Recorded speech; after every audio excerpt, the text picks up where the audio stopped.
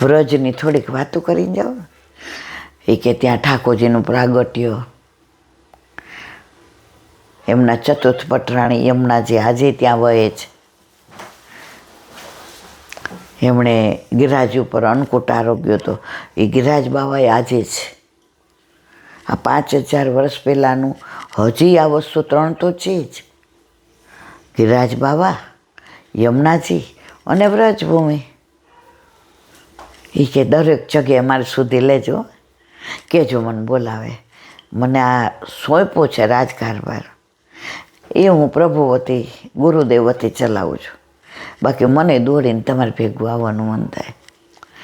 બધાય કે અરે આપણે તો સેનાપતિ અને સૈનિકોએ રોક્યા એટલે આટલી ગાળો ભાંડતા હતા રાજાને. પણ આ રાજા તો ભોગવો દે છે. યાત્રા કરીને આવે એને કે હાલો. ઓલા કે ભાઈ અમે યાત્રા કરીને આવ્યા, અમારી પાસે કાંઈ નથી, ખાલી આ પ્રસાદ છે. એ કે નહીં, અમારા રાજાએ કીધું આવે એટલે આવો આવો. ભેટી પડે. આહા તમે ક્યાં જઈ આવ્યા? અમે ગોકુળ જઈ આવ્યા. ખૂબ ભેટે. આહા તમારી રોજ મારામાં આવી જાય. તમારા આત્માની અંદર જે પ્રશંસા અનુભવી, જે પરમાત્માને મળી આવ્યા, એ મારામાં આવી જાય. હું તો રાજા છું, મારી ફરજ નિભાવું છું. પણ મનુષ્ય જન્મ લઈ અને પ્રભુની સેવાની યાત્રા કરવી એ હું કરી શકતો નથી. એ તમે બધા કરો છો. તમે પ્રસાદ લાવ્યા છો? એ કે હા. એ કે પ્રસાદ પવાવો ને, પ્રસાદ આપો ને. ઓલા પ્રસાદ દે. વર્ષો સુધી ચાલ્યો.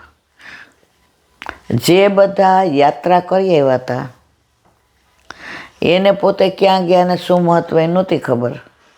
આ રાજાને બધા તીર્થો મોઢા થઈ ગયા. અને પોતે એ બધા તીર્થોની રોજ માનસી કરે કે આજે અહીંયા ગયું, આજે અહીંયા ગયું, આજે અહીંયા ગયું. અને જીવા ત્યાં સુધી બધા યાત્રાઓને આવી શુભકામના. પૈસા આપે નહીં, ખાલી છાના મના ખિસ્સામાં મૂકી દે મોર કે તમારે ખર્ચી માટે જોશે. આપણે કોણ કેવું એવું કરતું ખબર? 84-252 ઉજ્જૈનના કૃષ્ણ ભટ્ટ જેટલા જાય ને એ કૃષ્ણ ભટ્ટ સત્સંગ બહુ સરસ કરતા. એટલે જેટલા જાય એટલા મળીને જાય. એટલે રાત આખી સત્સંગ કરે. સવારે જાય પહેલાં એ સૂતા હોય ને, સ્નાન કરવા જાય ને એટલે એના થેલી હોય કે બક્સો હોય, સોના પર મૂકી દે અને હાથમાં આપે કે આ ગુસાઈજીને દેજો, ખર્ચી આપે. તો પેલા આવા રાજા હતા ને તો એ રજવાડામાં ધર્મ રાજ્ય કહેવાતું. અત્યારે શું કહેવાય આપણને ખબર પડે નહીં. એ રાજાના ત્યાં હરિદાસ હતા, ત્યાંના હરિદાસ વ્યાસ. તો એ વ્રજમાં એવા દર્શન કરવા. હવે જે વ્રજમાં આવે ને પાછું જવાનું મન ન થાય. આપણને થાય છે હજી. કેમ? હા, હજી ઘર યાદ આવે ને, પેન્શન યાદ આવે ને, છોકરા યાદ આવે. ઠાકોર કે જા ત્યારે રોકાઈ જવાનું મન થાય ત્યારે સમજી જાજો કે પ્રભુએ આપણને આવવા દીધા ને. તમને ખબર છે ને મણિનગરમાં એક બેન હતા, એ વાત કરી છે મેં અહીંયા? નથી કરી ને. એ બેન એના બધા 25-30 જણા જોડે બધે કેદારને, બદ્રીને, હરિદ્વારને, શુક્લ તીર્થને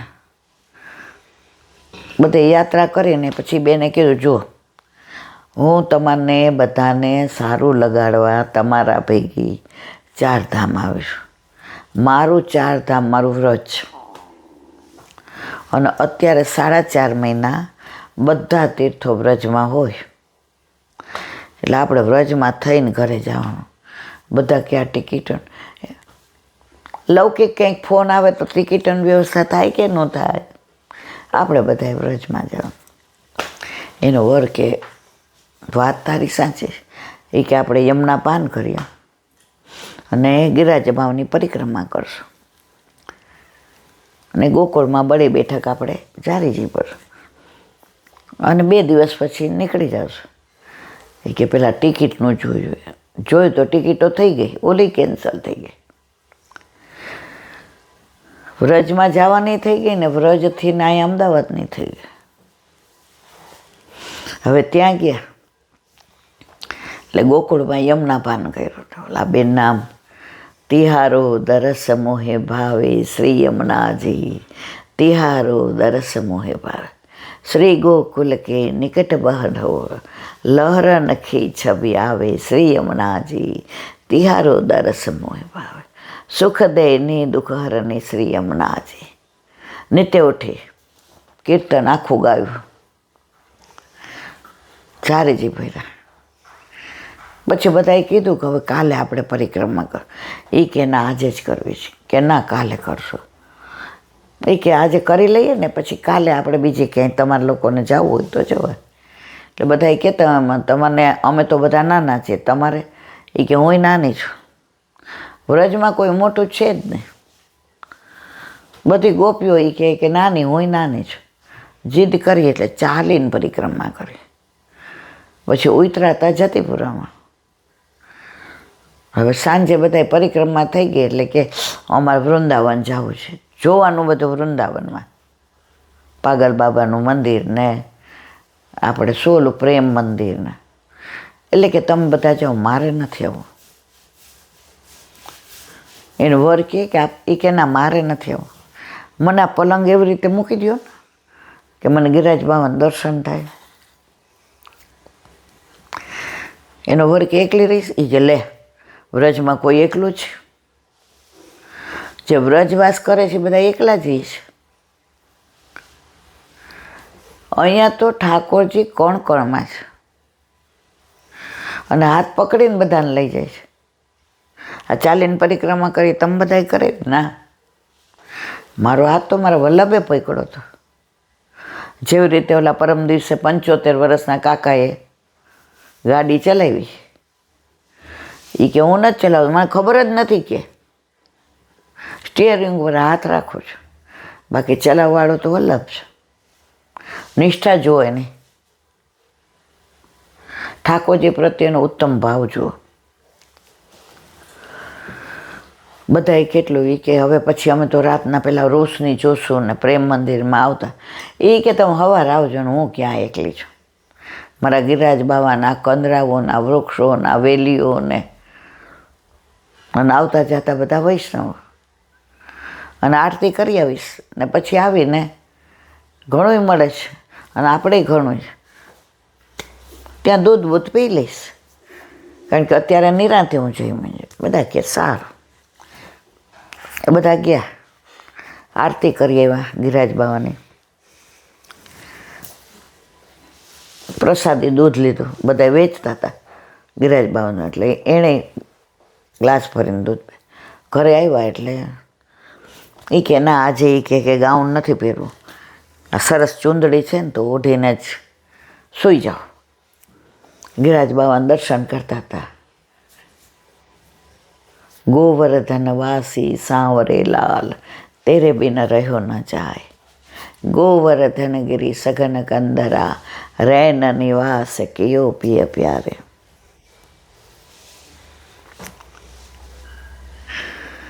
એને થોડું અનઇઝી ફીલ થયું. એટલે એનો પલંગ આમ હતો ને તો આમ દેખાય, આમ બરાબર જોવે, આમ સૂતા. હા મારા નાથ, હા મારા નાથ. ગિરિરાજ બાબાના દર્શન કરતા કરતા લીલામ પહોંચી ગયા. ઓલા બધા આવ્યા, બારણું ખુલ્લું, સામાન બધો એમને. શું જાગે? એ તો ક્યારના લીલામ પહોંચી ગયા છે. બધા કે એટલે જ આ ન આવી. એના અહીંયા ગિરિરાજ બાબાની કંદરામાં જ હવે બધા કહેવા માંડ્યા કે આપણે વ્યવસ્થા કરી દઈએ. એના વર કે કોઈ વ્યવસ્થા નથી કરે. એ કાયમ મને કહેતી કે આપણે દીકરો તો છે નહીં, હાલો ને વ્રજવાસ કરવા જઈએ. અહીંયા શું એટેચમેન્ટ છે તમને? તો હું કહેતો કે હા જાશો. વળી થોડાક દેર હવે કાયમી આપણે ત્યાં હાલો ને વ્રજવાસ કરીએ. એને કાયમી વ્રજવાસ જો જાતે કરી લીધો અને વ્રજવાસીઓને બોલાવ્યા. ગિરાજ બાવાનો એને ઉપરનો ચૂંદડીનો ને બધું દીધું અને ત્યાં એની વિધિ કરી. તો જે જીવ એટલો ઊંચો હોય એ વ્રજમાં જાય તો આવું પામે. અને ઘણા વ્રજવાસ કરે કે અમે વ્રજમાં જ જઈએ. તો ઠાકોરજી કે તારો અધિકાર નથી આ જન્મ. એક બા હતા ને એ લગભગ 50 વર્ષથી વ્રજવાસ કરતા હતા. બધાય કહે કે બા મકાન લીધું, એક દિવસ માટે આવો ને વાસ્તુ કરીએ. વળી દીકરી એમ કે બા મારા ઘરે દીકરો આવ્યો, એક દિવસ માટે પ્લેનમાં સવારથી સાંજ નહીં. હવે દીકરાના લગ્ન એટલે એણે કીધું બા હસ્તમેળાપ વખતે તમે ન હોત માં લગ્ન નથી કરવા, હું કોર્ટમાં કરીશ. મોડેથી ગઈ કોઈને બહુ વાંધો ન હોય, પણ વ્યાજ કહે એટલે સવારે કે પ્લેનમાં અહીંથી રાત્રે ગયા ને મસ્ત મેળાપ કર્યો. હવે કે હાલો ભાઈ મૂકી જાઓ. બા અંદર રૂમમાં ગયા અને પોતાની સાડીને બધું લીધું. ત્યાં મુંબઈમાં લીલામાં પહોંચી ગયા. 50 વર્ષથી વ્રજમાં વાસ કરતા હતા તો એ લીલામાં તો મુંબઈ પહોંચી ગયા. અને આ બેન 60 વર્ષના 50ના હતા. ઉંમર મને બહુ નથી ખબર. એ કાયમ કહેતા કે હાલો વ્રજવાસ કરીએ. એનું શરીર હતું અમદાવાદમાં પણ એનો આત્મા હતો વ્રજમાં. તો પ્રભુ એની સાંભળી લીધી. હવે આપણી સાંભળી લઈએ તો સારું. આપણે મગાય નહીં, વ્રજવાસ કરતા નથી પણ વ્રજને રોજ યાદ તો કરીએ જ છીએ. બોલો વલ્લભાધીશ કી જય. વલ્લભાધીશ. વ્રજ વિહાર. જો વ્રજની અનુસંધાન આવે ને આવે છે.